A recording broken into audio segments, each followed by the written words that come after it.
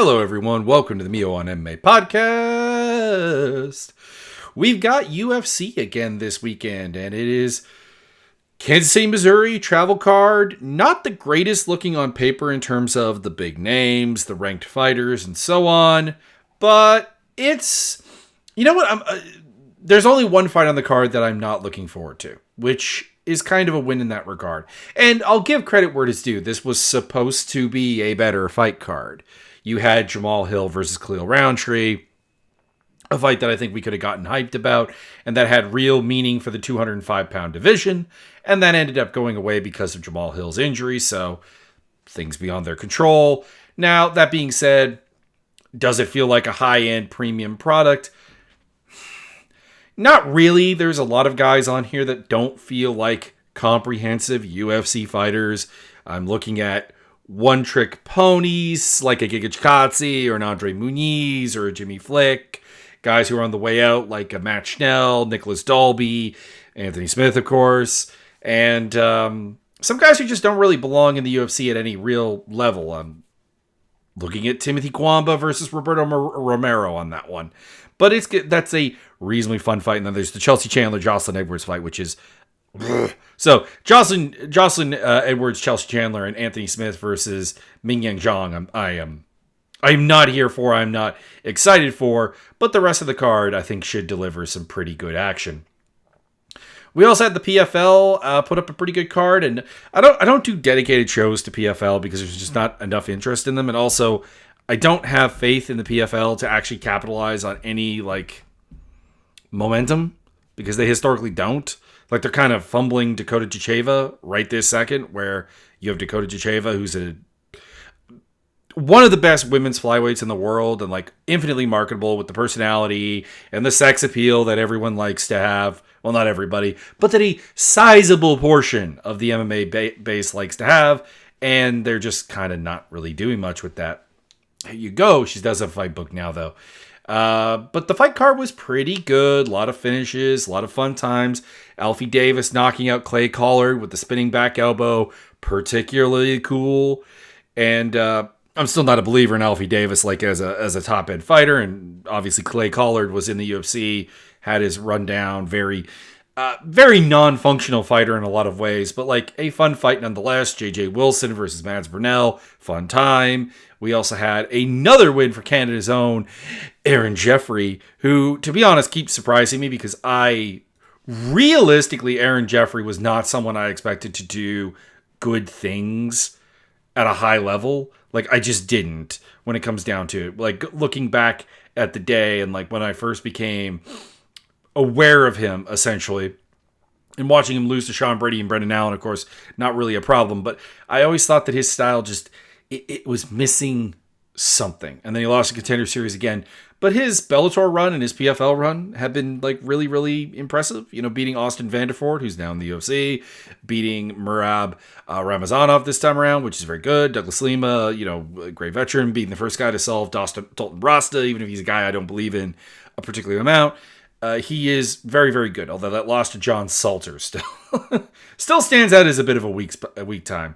But anyways, if you've not been checking out the PFL cards, I do encourage you to do so. It's kind of weird that we live in this era where people defend the UFC product by saying that I will watch fights, any fights whatsoever, and then they go out of their way. Because keep in mind, PFL is very accessible to not watch anything but the UFC. So, kind of proving themselves wrong, I guess, in a nutshell. But let's get on to this UFC fight card. Ian Garry versus Carlos Prates at the top of the card. Oh, well, before we do that, we got to go through the usual spiel. Hey, guys, I'm going to talk about fight betting. I'm going to talk about betting odds. I'm going to talk about how the fight's going to play out and how you can possibly use that for betting. However, something I always recommend and will always recommend and will stand behind is that betting on MMA is not a path to financial freedom. This is something to do for fun, for a little extra spice. Even betting relatively smart, you're not going to make tons of money on these events. It's too chaotic, unpredictable as a sport. That's the thing. And there's too many things that even if we get to the point where all fighters are prepared and ready to go and so on that are going to influence things, Because realistically, yes, anybody can knock somebody out. Theoretically, it's on the table. And anyone could be carrying a slight injury coming to the fight that could become a deciding factor to the fight, because these fighters are not paid if they don't show up. And to be honest, they're not paid that much. So there you go. That is something you should always keep in mind. Ian Machado Garry versus Carlos Prates. Main event between two of the tall, lanky, reachy guys in the 170-pound division. And I'm looking forward to the fight. Now, there is a version of this fight that could be actually pretty bad. We kind of saw this with Ian Garry versus Michael Venom Page, where Ian Garry, ignoring the wishes of the crowd, goes out there and just kind of like mugs Michael Venom Page, gets him to the ground, long periods of not a lot happening on the ground, and it's a pretty bad fight for all. That is on the table here, because as much as Carlos Prates has been around the block, guy is a 27-fight veteran, there is something kind of lacking on his UFC resume. People who are going to just wrestle him. Like, there's Neil Magny, but Neil Magny in 2024 is a ghost. He's not the guy anymore. The Leech can do that, but doesn't really want to do that predominantly. Charles Radke, very much a striker. Trevin Giles is completely unstructured. Mitch Ramirez, not very good, frankly, is what it would come down to. And then the Brazilian scene, which has historically always been lacking guys who are just going to grind, just going to do their thing. Not that they don't exist. I mean, obviously, there's that Ricardo Arona stereotype fighter that still exists in Brazil. The positional grappler, the grinder, etc. It's on the table, but they don't come up as much. There isn't such a wrestling-centric focus. So, as a result, yes, is that on the table? Is basically Ian Garry versus Michael Venom Page 2 an option here? Yes, but I'm going to say that it is less likely than what we really want, which is a striking battle between these two. And the reason I'm going to say that is I'm going to say nice things about the fight nerds that I historically don't say, okay? The fight nerds, with the exception of Mauricio Hoofy's fight against James Lontop, tend to come out with like at least a pretty good idea of what the opponent's going to do and a pretty good idea of how they're going to counter it.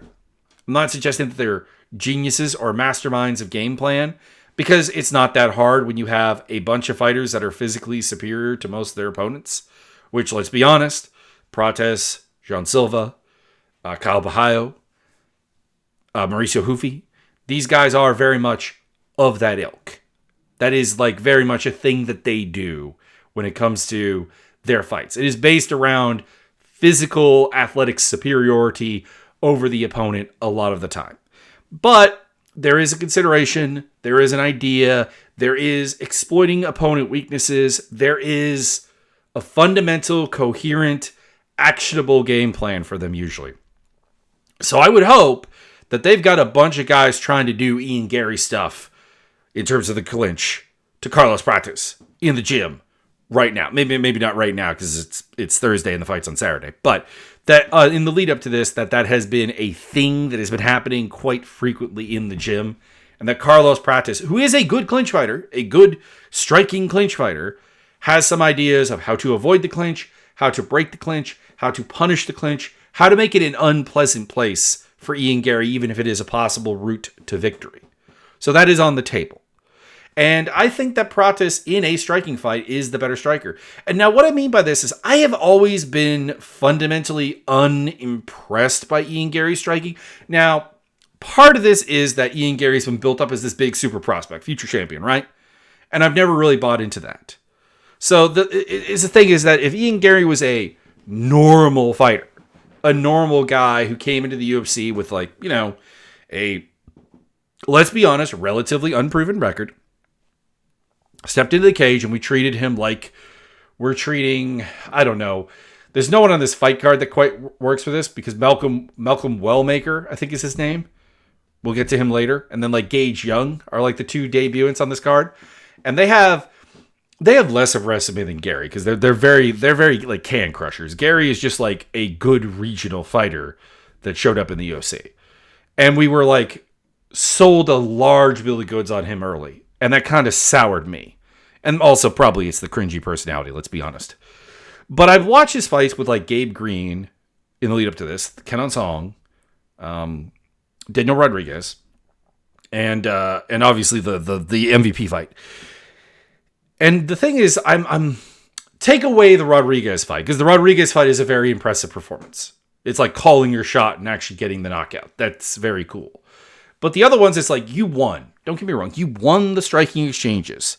But there were periods in all of those fights where the opponent had kind of figured you out in a really, really significant way. And that you were looking like not the future champion that you're being billed as. This is true of the Jack Neal fight. This is true of the Gabe Green fight. This is true of the Kenan Song fight. The only exceptions are basically Darian Weeks, who's not here, not very good. Jordan Williams, who is a story and a half to talk about it another time. The Rodriguez fight, like I said, and then like Neil Magny, who is Neil Magny. Like, again, not really giving Prates credit for beating Neil Magny. Also not giving Ian Garry credit for beating Neil Magny. Like, that kind of goes without saying.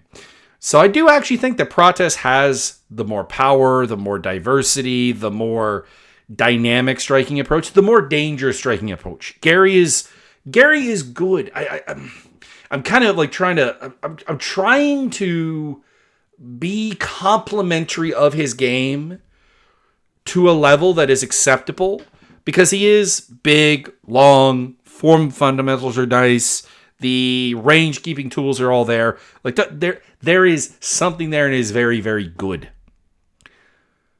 But I can't help but think that like the Rodriguez fight impressed me, and then the loss to Shavkat Rakhmonov impressed me, because it made it very clear that this is a guy who can deal with wrestling and like clinch work and so on. Like that, his success against Michael Venom Page was not just because Michael Venom Page is a meme fighter. It was, this guy is legitimately good at controlling a clinch, or at least at fighting in the clinch. But that's the thing, is if he gets stuck at range with Prates, who is a shorter fighter than him, 6'3" to 6'1", but is a longer fighter than him, because Prates does have like a very long reach. He's 78 inch reach at 6'1" is kind of insane. And then Gary's only at 74 and a half. So like, actually for his height, he doesn't have a particularly good reach. I just think that Prates will win that. I could be barking up a very, very wrong tree here, honestly. Like I said, there is the MVP fight version 2.0 for Garry on the table. There is the fact that maybe Ian Garry, maybe this whole time I've been blinded by my just general dislike of the overhype of Ian Garry, and my general dislike of him as a cringy self-promoter.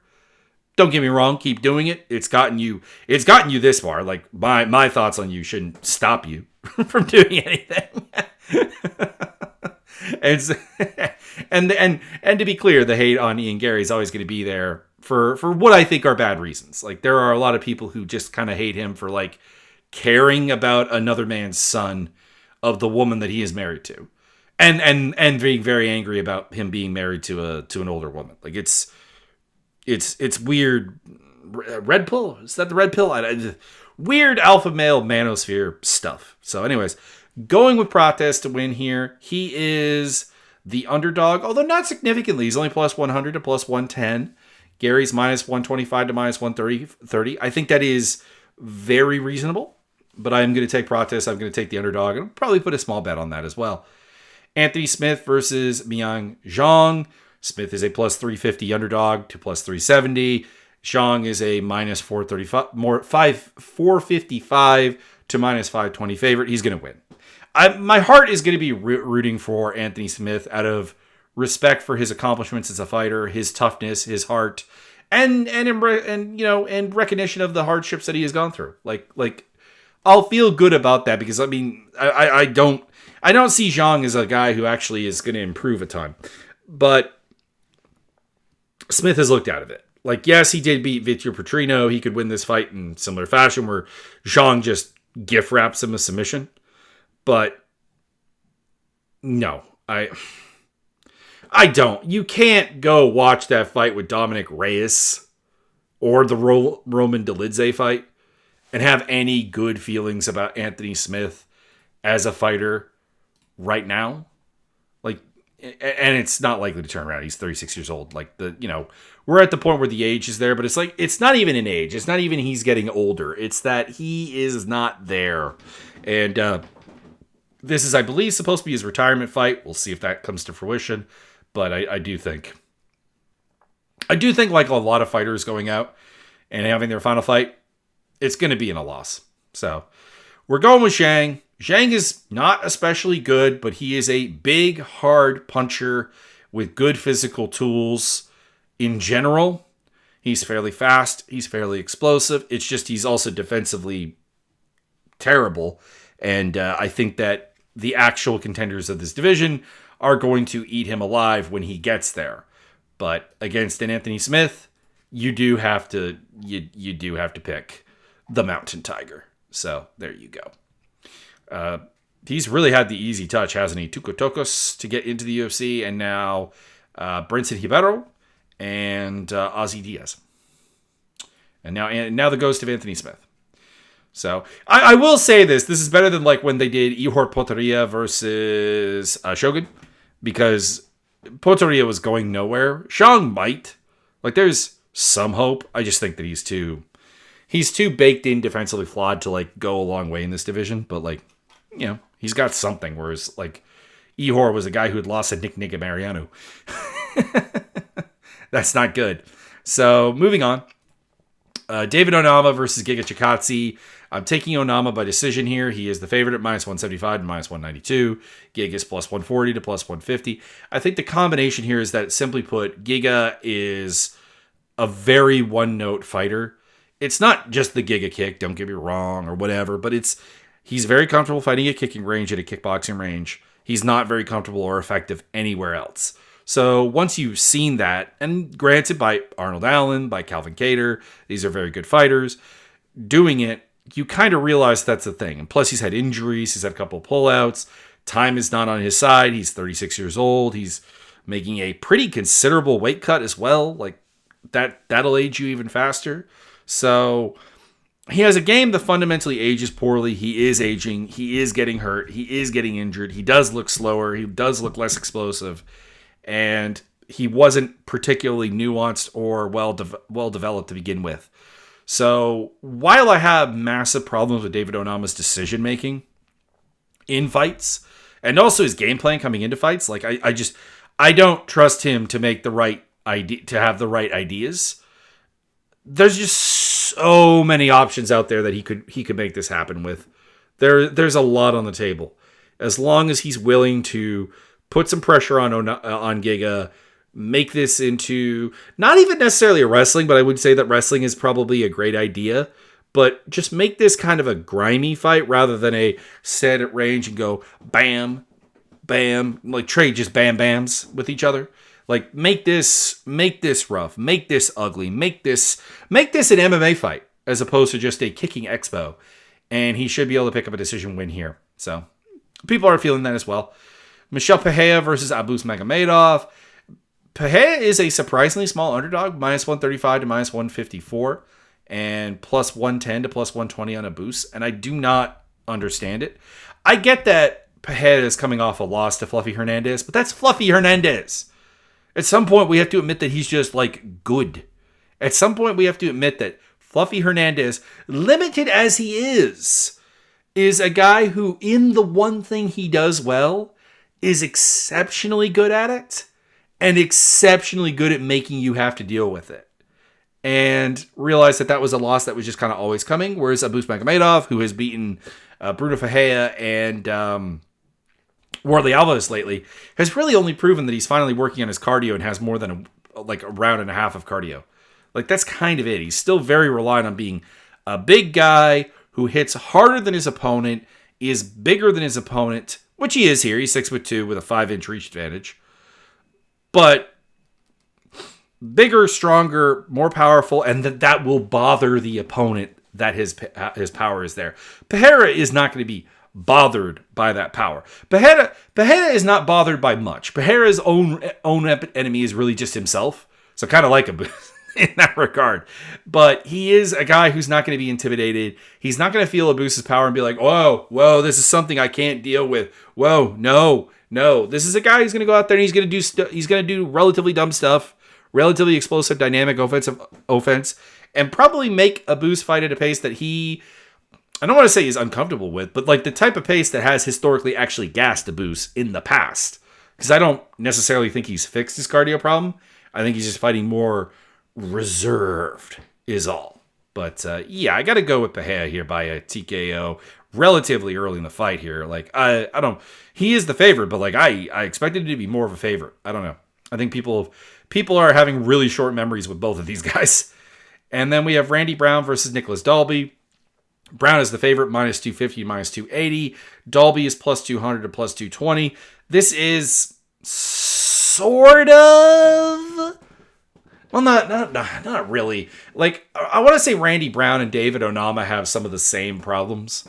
They're both like really good sizes for the weight classes with excellent frames, excellent physical ability, and they are pretty technical actually. Fairly well-rounded and like competent. Like that's the thing. But like at the same time, they both have a mentality that I do not trust. With Onama, he doesn't seem to ever have great ideas for how to deal with something. He's winning because of his athletic abilities and the opponent's flaws, more so than exploiting the opponent's flaws.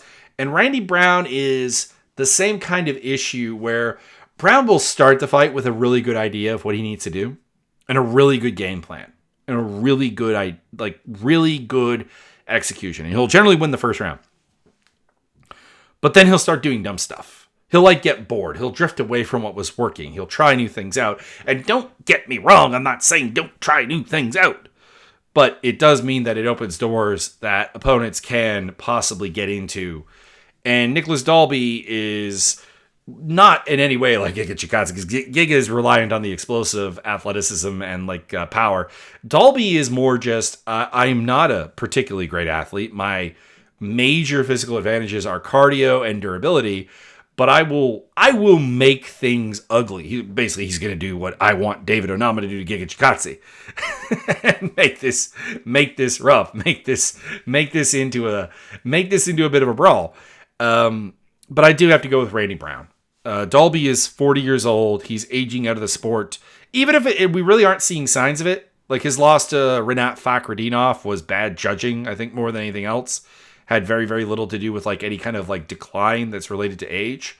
And of course, before that, he beat Gabriel Bonfim, he beat Musab Salikov, he beat Warley Alves, he beat Claudio Silva, he lost to Tim Means before that.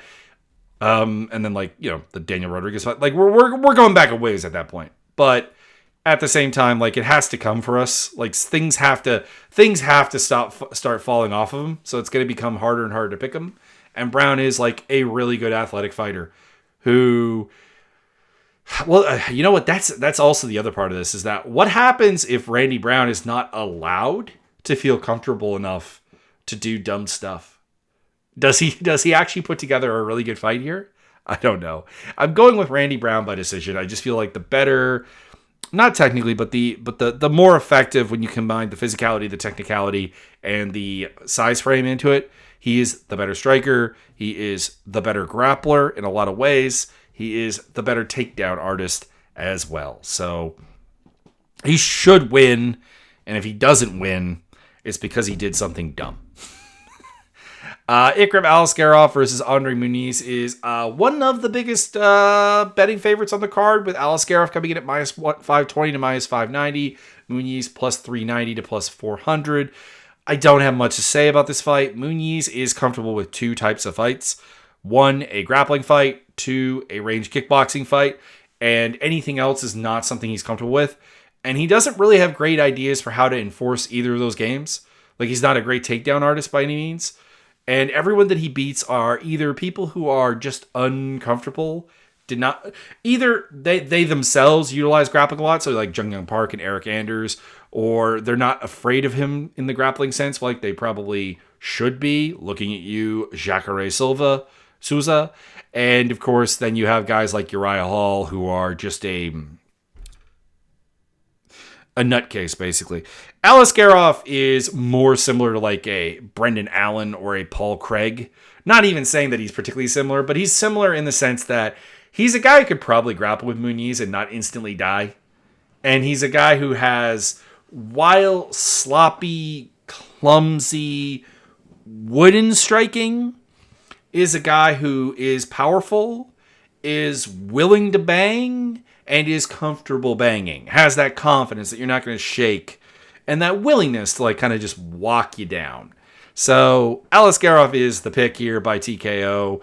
Could Muniz catch him? Sure, he's a very, very good catching grappler, but at the same time, I don't really see it. Matt Schnell is a minus 175 favorite to minus 200 against Jimmy Flick, who's plus 138 to plus 163. That should be wider. I know Matt Schnell has been bad lately. He's 100% a guy on his way out of the UFC's flyweight division who realistically should not be a big favorite. But Jimmy Flick is a guy who should never have gotten here. Should never have really gotten here and never really had any success. But he does. He has a win over Malcolm Gordon and then like that jumping triangle choke over Cody Durden. But no, it's not going to happen, is it? He can't catch. Like Schnell is tappable. Schnell's got a bunch of submission losses, but they tend to be like front headlock kind of stuff or stuff where he gets like hit hard and gets tapped. Flick is a disastrous striker, not a particularly good wrestler. He's an adventurous sub hunter, but like that is it shouldn't work. I'm picking it not to work. I'm picking Schnell by TKO. This is just not the type of fights that Schnell's been losing, but I guess we will find out. Evan Elder versus Gage Young. Evan Elder, the minus 200 to minus 218 favorite. Gage Young, plus 160 to plus 180. Neither of these fighters were actually supposed to be on the card. This is an evolution of a fight between Mitch Ramirez and the guy the UFC just cut for possible. I don't remember if he's been convicted or if he's just accused of, but Ahmed Hassanzadeh, who may or may not be into kids in an inappropriate way. Unfortunately, that's how MMA is. And they got rid of him. And it sparked a whole thing about like, I think this is a very good line. And it's like, nah, the line should probably actually be higher. But anyways, these guys are like kind of very, very similar in the sense that Evan Elder came into the UFC as a guy who had crushed a bunch of regional cans and looked like reasonably athletic in the process. Came in and I was like, I have tons of concerns about this. Tons. He lost to Preston Parsons. Short notice, up a weight class. It wasn't a problem. And then he lost to Nazim Sadikov in a fight that he acquitted himself very, very well. A lot of people had him up. I honestly can't remember if I did. I cannot remember if I had Elder winning or not. I watched the fight in preparation for this again, but it's hard going back and knowing the result of a fight to really get the accurate kind of read on how you would score it.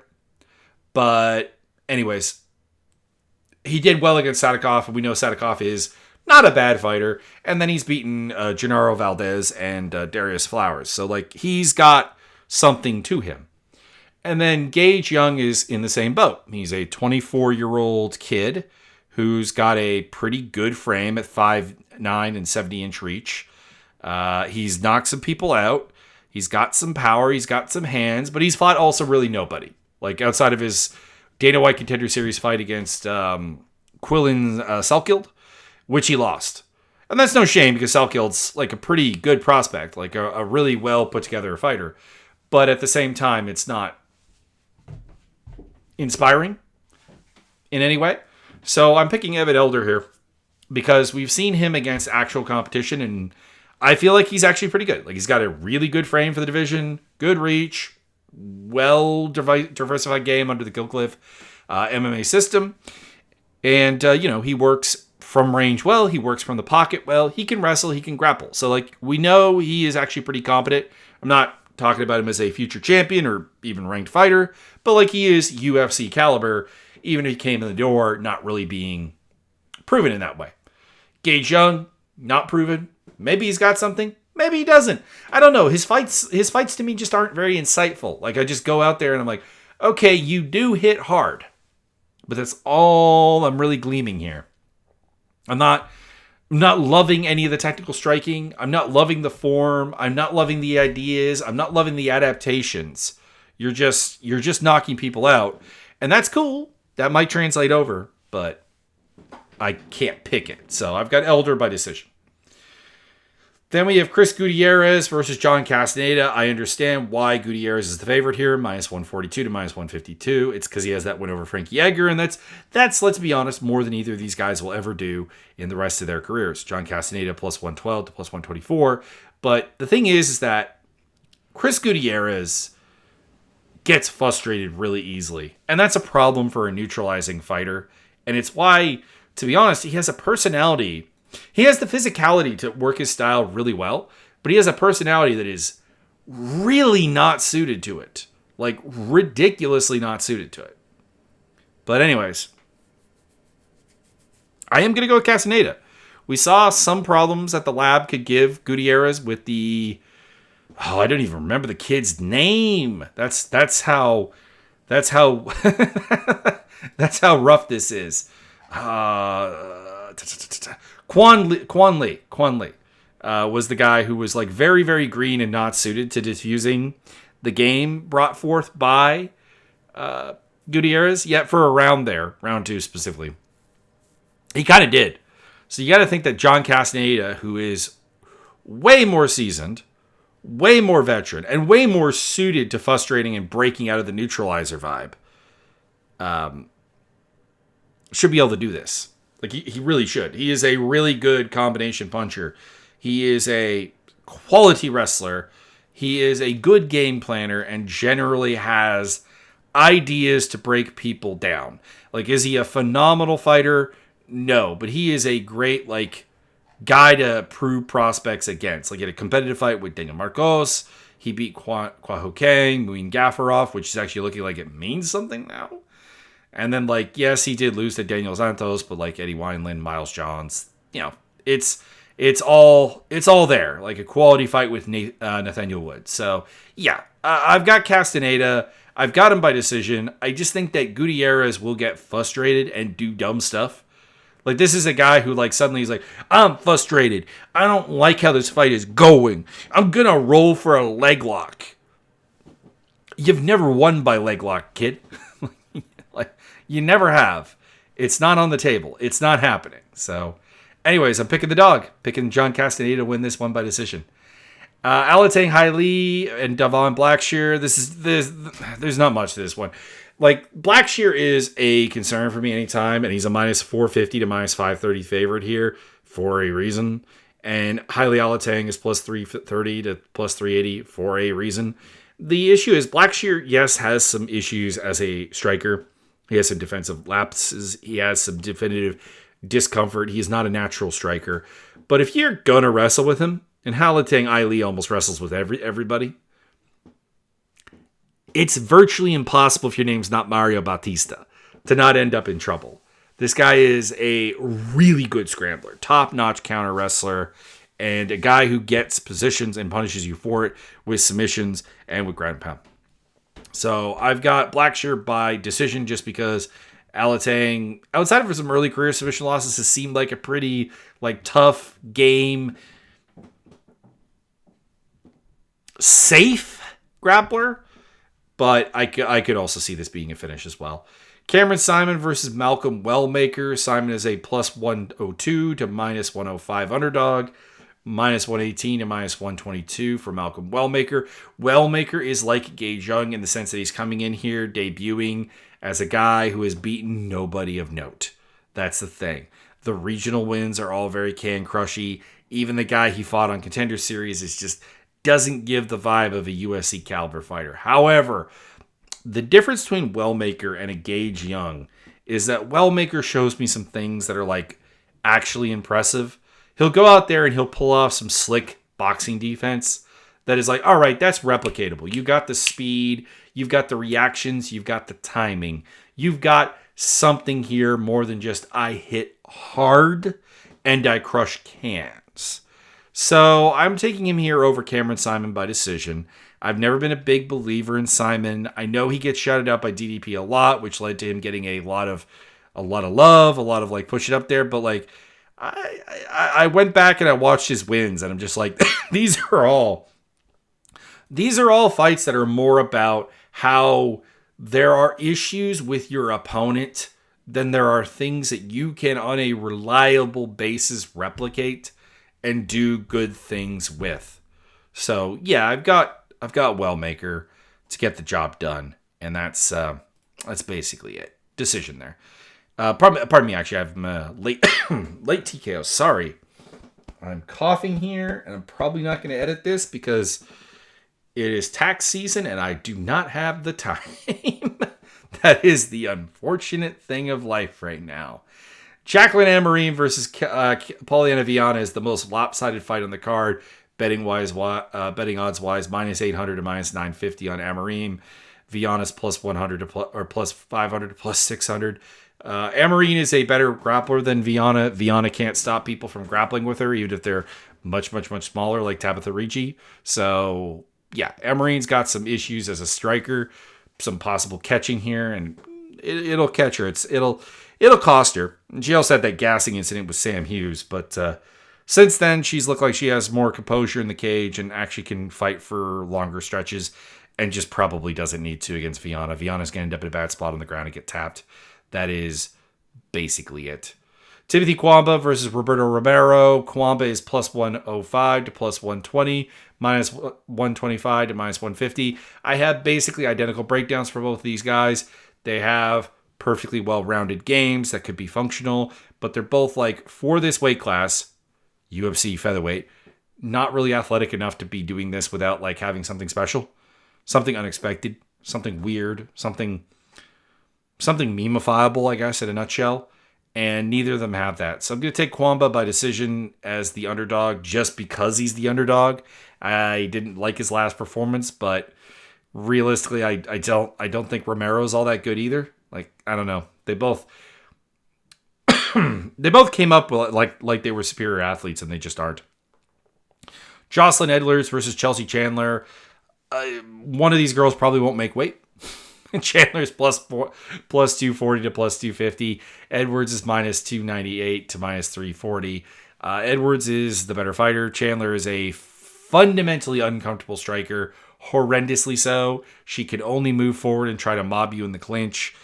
Her takedowns are not great. She just kind of powers her way through, bullies her way through. Like there's a physical strength, size, and power to her that I don't want to say could be in the UFC, because honestly, she is a featherweight. She is not a bantamweight, and we don't have a featherweight division anymore. So like it's a complete dead end. Edwards will probably give her the clinch, is like the only thing that keeps this competitive. But Edwards is the better striker, even if she's horrendously not a finisher. She generally survives on the ground and actually is pretty potent in the clinch in her own right. So I'm going with Edwards, but I don't know, man. Like these two ladies can barely make weight, and Edwards had something, but the problem is that she's now a 29-year-old finished product who makes bad decisions in the cage and can't keep range, and also doesn't seem to finish people despite hitting hard. So it's like really uninspiring, you know what I mean? And Chandler fundamentally doesn't have the mindset to be a fighter. And I don't say this is a bad, like, this probably actually makes her a well-adjusted human being. She's afraid of getting hit. So I'm going with Edwards by decision. Anyways, that one is not a good fight. Anyways, that'll be all for this time around. Check out the social media links down below. I'll be back with my recap, assuming I have the time, which I may not actually, because I am, like I said, going to be working this week and next week. We are going 13-hour shifts, 5 days a week. So finding time to get in the recording time is getting hard. And to be honest, there just may not be a lot to talk about coming off this card. But if there is, I'll try to make some time. There you go. I will do my best. Anyways, have a good day, everybody. Enjoy the fights.